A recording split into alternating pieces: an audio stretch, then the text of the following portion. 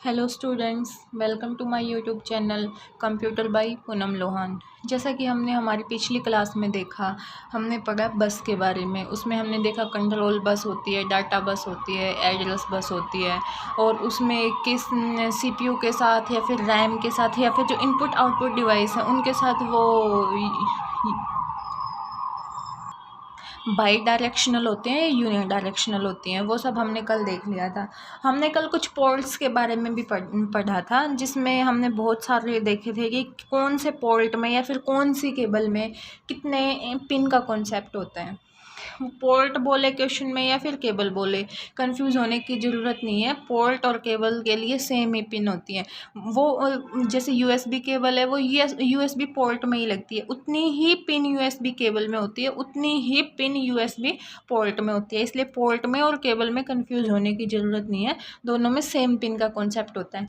कल हमने सभी पोर्ट के बारे में देख लिया था, सिर्फ एक पोर्ट बचा था,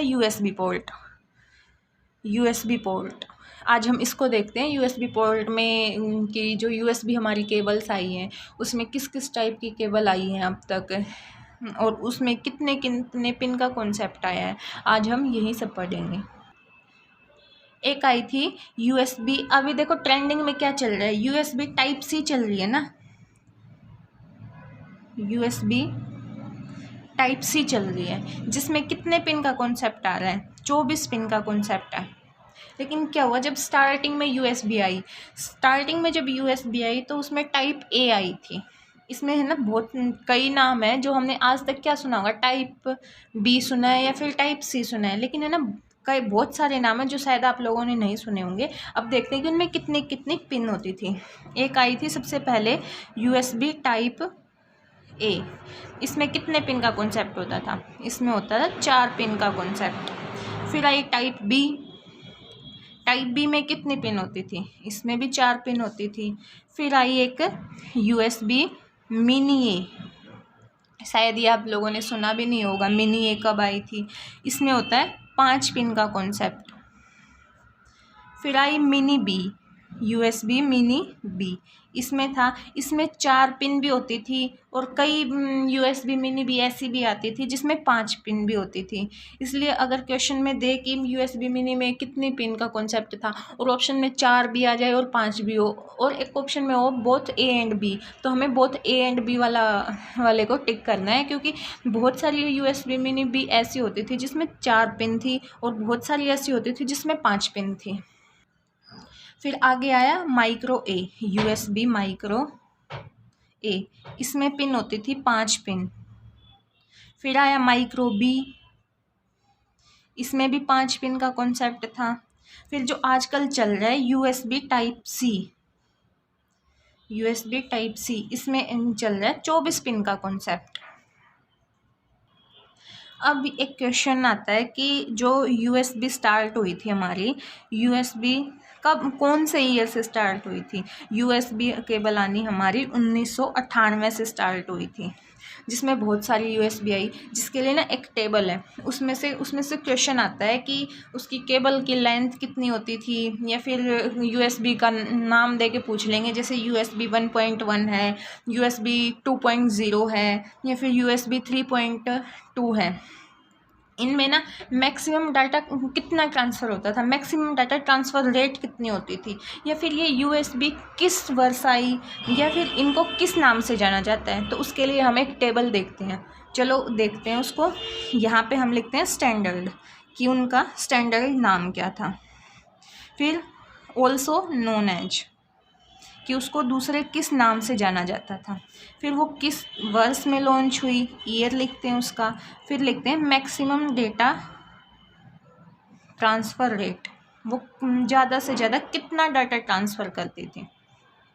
और फिर लिखते हैं कि उस वाली जो हमारी यूएसबी आई थी उसमें केबल की लेंथ कितनी होती थी। सबसे पहले हमारी यूएसबी आई थी यूएसबी 1.1। इसमें कंफ्यूज होने की ज़रूरत नहीं है, ये जो यूएसबी 1.1 है ना, इसको बहुत जगह यूएसबी 1 भी लिखा जाता है, इसलिए 1.1 हो या 1 हो, उसको एक ही तरह की यूएसबी कंसीडर करनी है।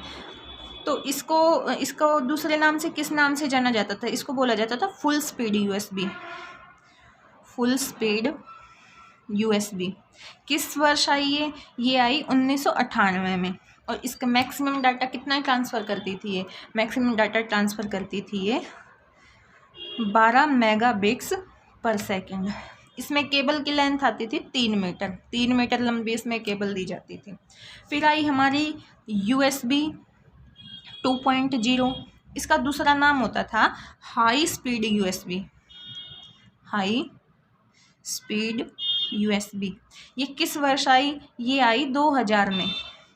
और ये कितना डाटा ट्रांसफ़र करती थी, ये करती थी 480 मेगाबिट्स पर सेकंड डाटा ट्रांसफ़र करती थी। और इसमें केबल की लेंथ बढ़ गई, इसमें कितनी केबल की लेंथ आती थी, 5 मीटर की केबल आती थी इसमें। फिर एक आई USB 3.2।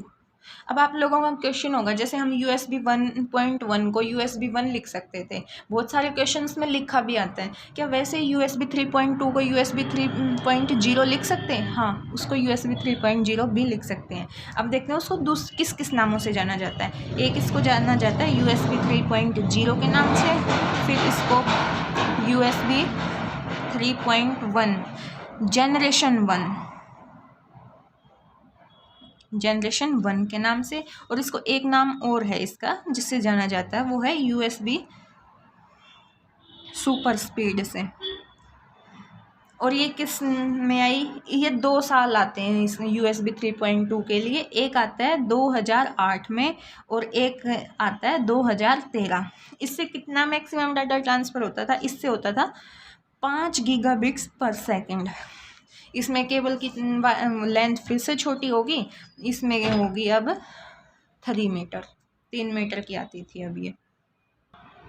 फिर इसके बाद आई हमारी USB 3.2 जनरेशन 2।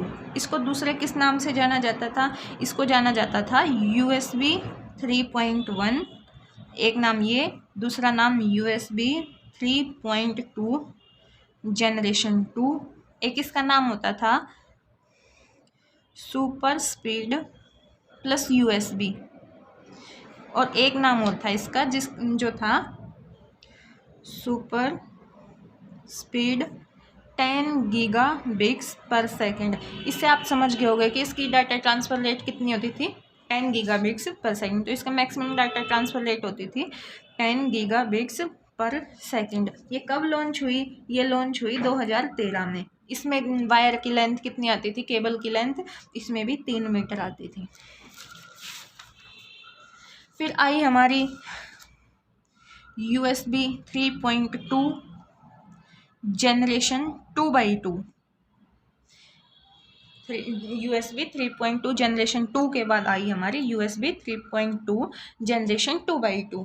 इसको दूसरे किस नाम से जाना जाता था, इसको USB 3.2 के नाम से भी जाना जाता था और इसको जाना जाता था super speed 20 gigabits per second. क्या जाना जाता था, super speed 20 gigabits per second. इसका मतलब क्या है, इसका मतलब है कि इसमें इतना मैक्सिमम डाटा ट्रांसफ़र रेट था। तो इसका मैक्सिमम डाटा ट्रांसफ़र रेट कितना था, इसका था 20 गीगाबिट्स पर सेकंड। ये कब लॉन्च हुई, ये लॉन्च हुई 2017 में। 2017 में इसमें भी केबल की लेंथ आती थी 3 मीटर। ये जो हम अभी टेबल बना रहे हैं ना, ये टेबल इम्पोर्टेंट है। और सबसे ज़्यादा इम्पोर्टेंट ये ईयर आपको ध्यान में रखना है कि USB जो सबसे पहले लॉन्च हुई थी वो किस साल में लॉन्च हुई थी, वो हुई थी 1998 में। ठीक, अब आगे देखते हैं कि फिर आई हमारी USB 4 हमारी 2 बार आई। पहली आई USB 4 जिसको किस नाम से जाना जाता था, USB जनरेशन 2x2 के नाम से। और एक और नाम था इसका USB 4 20 gigabits per second. 20 gigabits per second से आप समझ गए होंगे कि इसकी जो मैक्सिमम डाटा ट्रांसफ़र रेट होती थी वो होती थी 20 गीगाबिट्स पर सेकंड। ये कब लॉन्च हुई, ये लॉन्च हुई 2019 में। इसमें एकदम से वायर की लेंथ 3 मीटर से घटा के कितनी कर दी, इसमें हो गए 0.8 मीटर। और फिर हमारी आई दोबारा से USB 4 के नाम से। इसको दूसरे किस नाम से जाना जाता था? इसको जाना जाता था USB 4 जनरेशन 3/2। जो पहले वाली थी उसको था जनरेशन 2/2, और ये जो बाद में आई उसको जाना जाता था जनरेशन 3/2 के नाम से। और एक और नाम था इसका USB 40 gigabits per second. 40 gigabits per second का मतलब क्या है? ये मैक्सिमम डाटा ट्रांसफ़र रेट इसकी कितनी होती थी? 40 गीगाबिट्स पर सेकेंड। ये भी 2019 में ही लॉन्च हुई, और इसमें भी केबल की लेंथ 0.8 मीटर ही रखी गई। सिर्फ डिफरेंस आया तो जो हमारा डाटा ट्रांसफ़र रेट था उसमें डिफरेंस आया। अब जैसे क्वेश्चन आ जाए कि जो USB 4 है उसमें मैक्सिमम डाटा ट्रांसफ़र रेट क्या है, उसमें मैक्सिमम पूछना चाह रहे हैं, तो और ऑप्शन में हो 20 गीगाबिट्स पर सेकेंड भी और 40 भी आंसर हो, तो हमें कौन सा टिक करना है? वो मैक्सिमम पूछ रहा है, तो हमें 40 गीगाबिट्स पर सेकेंड हमारा आंसर वो टिक करके आना है। तो पोर्ट का यही कंसेप्ट था जो पिछली क्लास में हमने पढ़ लिया था। आज के लिए बस USB बचा था। USB का कंसेप्ट इतना ही है। जो हमने ये टेबल बनाई है, ये टेबल इम्पोर्टेंट है। इसके हर ईयर को देख लेना, और जो हमारी जो मैक्सिमम डाटा ट्रांसफ़र रेट है उसको थोड़ा सा अच्छे से पढ़ लेना, इसमें से क्वेश्चन बनता है। अब एक कॉन्सेप्ट आता है IC चिप का कॉन्सेप्ट। IC चिप, IC को क्या बोला जाता है? Integrated circuit. IC चिप, जो ये IC चिप है इसको पढ़ते हैं अब। कि अगर हम ना ये कहें कि हम किसी भी कंप्यूटर को डिजिटल इलेक्ट्रॉनिक कंप्यूटर कह रहे हैं, किसी भी कंप्यूटर को हम क्या बोल रहे हैं कि वो क्या है? Digital electronic computer. अगर हम किसी भी कंप्यूटर को डिजिटल इलेक्ट्रॉनिक कंप्यूटर बोल रहे हैं तो हम मोटे मोटे तौर पर ये बोल रहे हैं कि हम किसी IC चिप पर बेस्ड कंप्यूटर की संरचना तैयार कर रहे हैं। एक IC चिप पे कंप्यूटर की संरचना तैयार कर रहे हैं। जैसे हमारी जो रैम होती है, रैम में भी IC चिप होती है, रोम भी IC चिप से बनता है। हमारी जो कैशे मेमोरी होती है, कैशे मेमोरी, ये सभी की सभी IC चिप से बनती है। तो जो IC चिप के ऊपर जो सर्किट बनाए जाते हैं ना, इन्हीं सर्किट से होकर जो हमारा डाटा होता है वो ट्रैवल करता है। किसकी फॉर्म में ट्रैवल करता है? इलेक्ट्रिकल सिग्नल की फॉर्म में ट्रैवल करता है। जो अब देखते हैं जो IC चिप को कब लॉन्च किया गया, कब उसका कॉन्सेप्ट दिया गया, इससे रिलेटेड ना 3 साल आते हैं कि जो IC चिप है उससे रिलेटेड 3 सालों पे बात होती है। कौन कौन से हैं वे 3 साल? वे हैं 1957, 1958 और क्या है 1959, 1957, 1958, 1959। 1957 में क्या हुआ कि एक आदमी था J.S. किल्बी। J.S. किल्बी ने US आर्मी के लिए, J.S. किल्बी ने US आर्मी के लिए एक कॉन्सेप्ट दिया। वो कुछ ऐसे इलेक्ट्रॉनिक डिवाइस का इस्तेमाल कर सकते हैं। उन्होंने कहा कि हम कुछ ऐसे डिवाइसेस, इलेक्ट्रॉनिक डिवाइस का इस्तेमाल कर सकते हैं जिससे अपने डिफेंस टेक्नोलॉजी को और भी अच्छा बना सकते हैं, जिसमें प्रोग्राम के जो हमारे डाटा हैं या कुछ भी हम अलग से हम उसमें स्टोर भी कर सकते हैं। तो ये जो 1957 था, इसमें J.S. किल्बी ने US आर्मी के लिए IC चिप का कॉन्सेप्ट दिया, और जिस IC चिप का कॉन्सेप्ट दिया वो होती थी सेरामिक सबस्ट्रेट। वो क्या होती थी? सेरामिक सबस्ट्रेट, या फिर इसको बोला जाता था माइक्रो मॉड्यूल। J.S. किल्बी ने 1957 में US आर्मी के लिए IC चिप का कॉन्सेप्ट दिया, और वो IC चिप कौन सी होती थी? सेरामिक सबस्ट्रेट या फिर माइक्रो मॉड्यूल्स। जनरली जो सेरामिक शब्द है वो किसके लिए यूज़ किया जाता है? वो यूज़ किया जाता है कांच के लिए। सेरामिक शब्द कांच के लिए यूज़ किया जाता है। इस साल में इसने JS किल्बी ने 1957 में इसका कंसेप्ट दे दिया, लेकिन यही जो हमारी आईसी चिप है ये 1958 में जाके JS किल्बी ने ही लॉन्च की, इसी को लॉन्च किया 1958 में। अब 1959 में एक आदमी था रॉबर्ट नॉइस। इसने क्या कहा? इसने कहा कि ceramic substance is not the proper solution to create the IC chip, कि आईसी चिप को क्रिएट करने के लिए सेरामिक सब्सटेंस प्रॉपर सॉल्यूशन नहीं है। तो इसने एक कॉन्सेप्ट दिया, इसने कॉन्सेप्ट दिया मोनोलिथिक आईसी चिप का। किसका कॉन्सेप्ट दिया इसने दिया मोनोलिथिक आईसी चिप का कॉन्सेप्ट दिया इसने।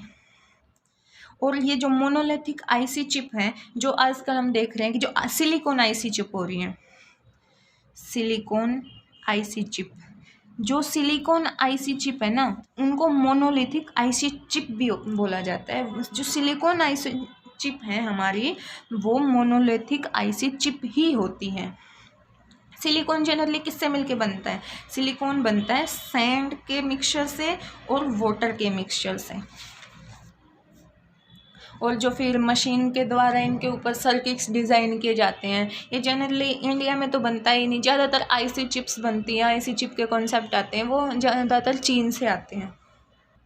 तो हमें ये याद रखना है कि जब हमसे पूछा जाए आईसी चिप के बारे में, तो हमें ये 3 ईयर हैं, ये अच्छे से ध्यान में रखने। 1957, 1958, 1959।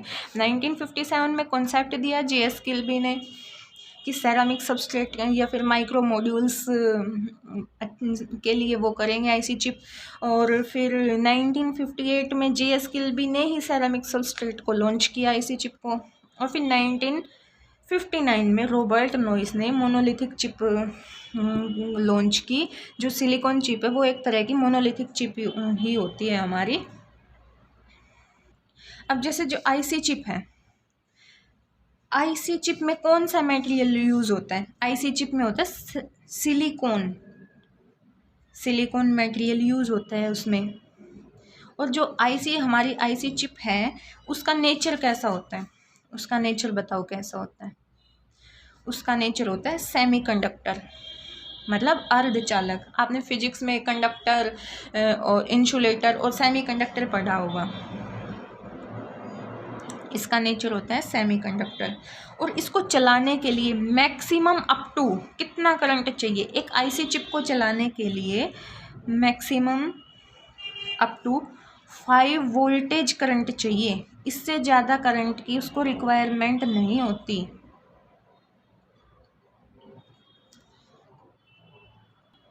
जैसे कि 2020 में क्या किया था कि एक रैम बनाई गई थी। उस रैम का क्या नाम था? जो रैम बनी थी उस रैम का नाम था DDR5SD रैम, जिसकी फुल फॉर्म थी double data rate 5 synchronous dynamic random access memory. तो इसको चलाने के लिए ना सिर्फ 1.1 वोल्ट का ही करंट चाहिए था, इससे ज़्यादा इसको चाहिए ही नहीं था। अब जो हमारी आईसी चिप है, जब जैसे जैसे हमारी टेक्नोलॉजी एडवांस होती गई, उसमें क्या होता गया, जो सर्किट्स हैं उसके ऊपर सर्किट्स की डेंसिटी बहुत ज़्यादा बढ़ती गई। तो डेंसिटी के अकॉर्डिंग ही आईसी चिप्स के नाम रखे गए हैं। अब उन नामों को देखते हैं कि आईसी चिप के कौन कौन से नाम हैं। आईसी चिप के नाम हैं, देखो जैसे पहले ये आईसी चिप थी, इसमें इतने से सर्किट होते थे, इतने सर्किट थे। फिर एक आईसी चिप आई जिसमें इतने सर्किट हुए। फिर एक और आईसी चिप आई जिसमें इससे ज़्यादा सर्किट हो गए। फिर आईसी चिप आई जिसमें बहुत ज़्यादा सर्किट है। इसमें सर्किट की संख्या कम है तो इसको बोला जाता था SSI। SSI का मतलब स्मॉल स्केल इंटीग्रेशन। फिर इससे ज़्यादा इसमें आए सर्किट्स तो इसको बोला जाने लग गया MSI। MSI का मतलब मीडियम स्केल इंटीग्रेशन। फिर आई हमारी VSI। VSI का मतलब सॉरी, VSI नहीं, LSI हम आई, और LSI की फुल फॉर्म थी लार्ज स्केल इंटीग्रेशन। फिर आई हमारी VLSI थी वेरी लार्ज स्केल इंटीग्रेशन। जो हमने पढ़ा भी था एक बार कि जो VLSI है ना, यही आईसी चिप हमारे CPU में भी होती है। इसी वजह से हमारे CPU को क्या बोला जाता है, माइक्रो प्रोसेसर। और बोला जाता है कि जो CPU है वो किस पे बेस है, वो है VLSI पे बेस है। अब एक एग्ज़ाम में एक क्वेश्चन आया था, वो क्वेश्चन क्या था, वो क्वेश्चन ये था कि जो आईसी चिप में जो सर्किट्स बनते हैं, वो उन सर्किट्स का बेसिक कंसेप्ट कहाँ से आता है। इन सर्किट्स का बेसिक कॉन्सेप्ट कहाँ से आता है। इनका बेसिक कॉन्सेप्ट आता है लॉजिक गेट से, या फिर लॉजिक सर्किट बोल दो। कहाँ से आता है इनका बेसिक कॉन्सेप्ट आता है लॉजिक गेट से, या फिर बोल दो इसको लॉजिक सर्किट से। अब टोटल लॉजिक गेट कितने होते हैं? टोटल लॉजिक गेट होते हैं हमारे 7। ये 7 लॉजिक गेट कौन कौन से होते हैं, ये हम नेक्स्ट क्लास में देखेंगे। उससे पहले हम देखते हैं कि जो हमारी SSI है, MSI है, या फिर LSI है, या फिर हमारी VLSI है, इसमें एक क्वेश्चन बनता है। जैसे कि क्वेश्चन है हमारा, जो हमारा MSI है, इसको बनाने के लिए ना कितने लॉजिक गेट्स का यूज होगा। MSI बनाने में कितने लॉजिक गेट का यूज़ होगा, कितने लॉजिक गेट का यूज़ होगा। अब ये जानने से पहले हमने फिजिक्स में पढ़ा होगा ट्रांजिस्टर के बारे में। ट्रांजिस्टर देखते हैं यहाँ पर क्या काम करता है। यहाँ पर ट्रांजिस्टर काम करता है,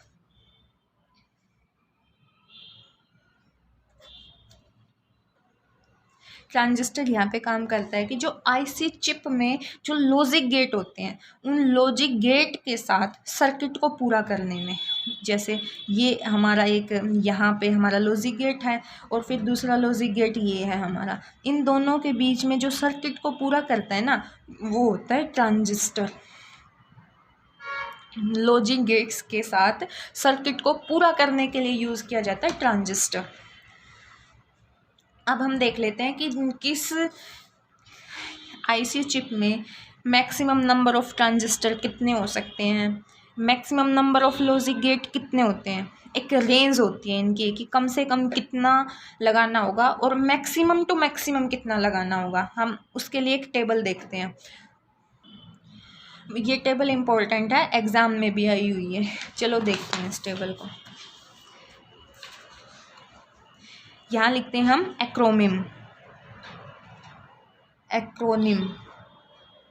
एक्रोनिम का मतलब होता है शॉर्ट फॉर्म।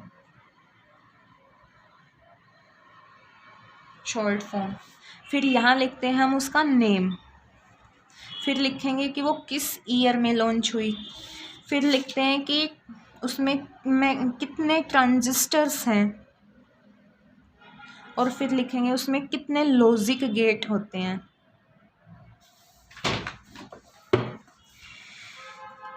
तो देखो, सबसे पहले हम देखते हैं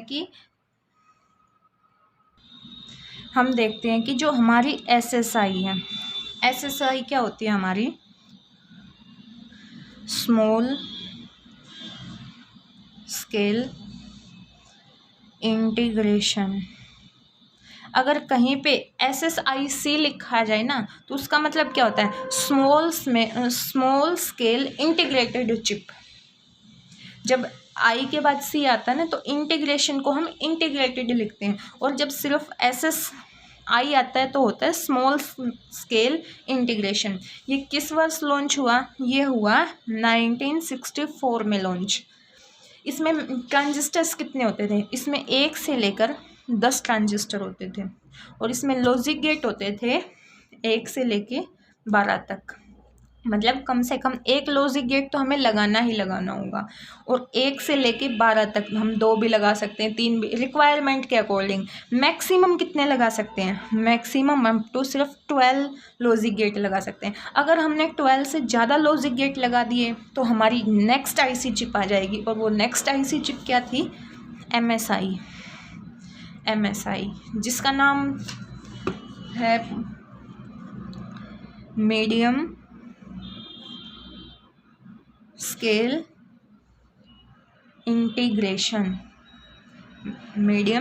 इंटीग्रेशन। ये किस वर्ष लॉन्च हुई? ये हुई 1968 में। इसमें कितने ट्रांजिस्टर्स होते थे? इसमें 10 से लेके 500 तक ट्रांजिस्टर्स लगाए जाते थे। और लॉजिक गेट कितने होते थे? इसमें होते थे 13 से लेके 99 तक। 10 से लेके 500 तक ट्रांजिस्टर्स लगाए जाते थे और 13 से लेकर 99 तक लॉजिक गेट लगाए जाते थे। अगर 99 से ज़्यादा लॉजिक गेट हो गए तो हमारी नेक्स्ट आईसी चिप आ जाती है। और नेक्स्ट आईसी चिप कौन सी है? LSI, जिसकी फुल फॉर्म क्या है? Large scale integration. ये कब लॉन्च हुई? ये लॉन्च हुई 1971 में। और इसमें कितने ट्रांजिस्टर्स लगाए जाते थे? इसमें 500 से लेके 20,000 तक ट्रांजिस्टर्स लगाए जाते थे। और लॉजिक गेट कितने लगाए जाते थे? लॉजिक गेट लगाए जाते थे इसमें 100 से लेके 9,999 तक। अगर 9,999 से ज़्यादा लॉजिक गेट लग गए तो हमारी नेक्स्ट आईसी चिप आ जाती थी। वो नेक्स्ट आईसी चिप कौन सी थी? वो हमारी नेक्स्ट आईसी चिप थी VLSI। ये VLSI किस में होती है? CPU में होती है, जिसकी फुल फॉर्म हमें पता है क्या होती है? Very large scale integration. ये कब लॉन्च हुई? ये लॉन्च हुई 1980 में। इसमें कितने ट्रांजिस्टर्स लगाए जाते थे? इसमें ट्रांजिस्टर्स लगाए जाते थे 20,000 से लेकर 10 लाख तक।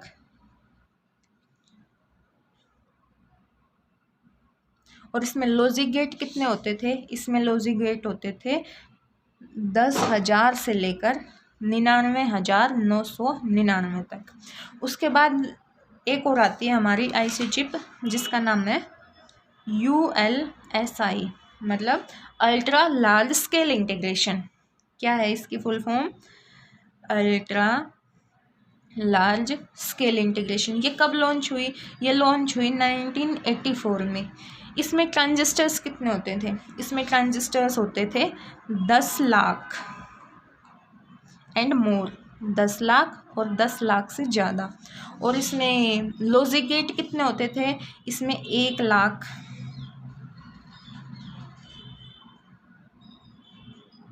And more.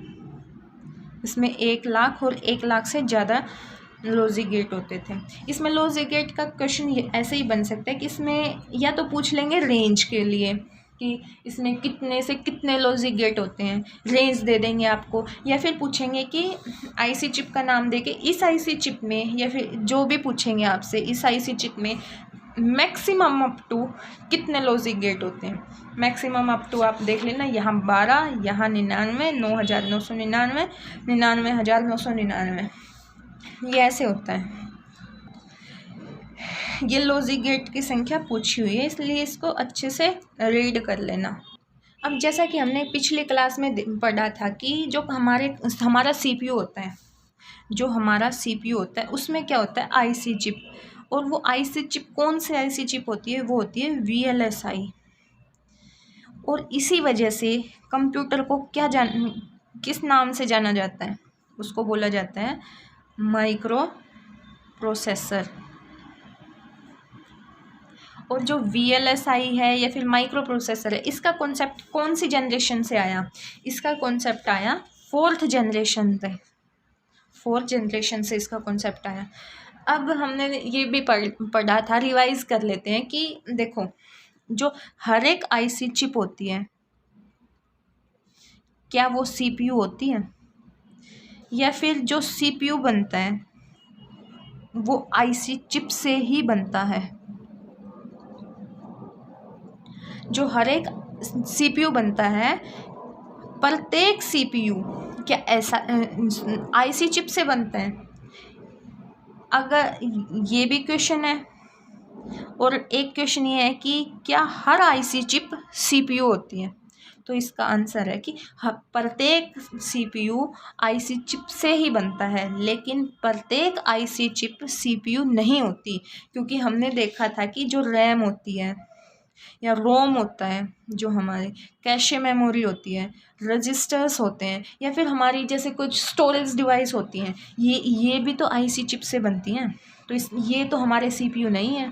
तो इसका मतलब कि जो हर एक आईसी चिप होती है वो सीपीयू नहीं होती, जबकि जो सीपीयू बनता है वो आईसी चिप से ही बनेगा, इसलिए प्रत्येक सीपीयू आईसी चिप होता है।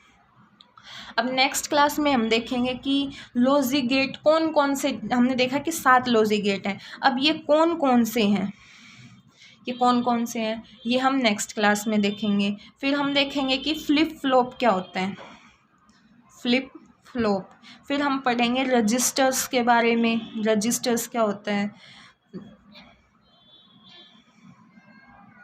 और फिर उसके बाद देखेंगे सीपीयू क्या होता है। लॉजिक गेट के कम्बिनेशन से बनता है फ्लिप फ्लॉप, फ्लिप फ्लॉप के कम्बिनेशन से बनता है रजिस्टर, और रजिस्टर्स के कम्बिनेशन से बनता है सीपीयू। अब ये वाला जो हमारा टॉपिक है ये हम पढ़ेंगे नेक्स्ट क्लास में। आज के लिए बस इतना ही। अगर आपको मेरी वीडियो अच्छी लगे तो उसको लाइक, शेयर एंड सब्सक्राइब कीजिएगा, और आपको कहीं पे डाउट आता है तो आप कमेंट में पूछ सकते हैं। आज के लिए बस इतना ही। धन्यवाद।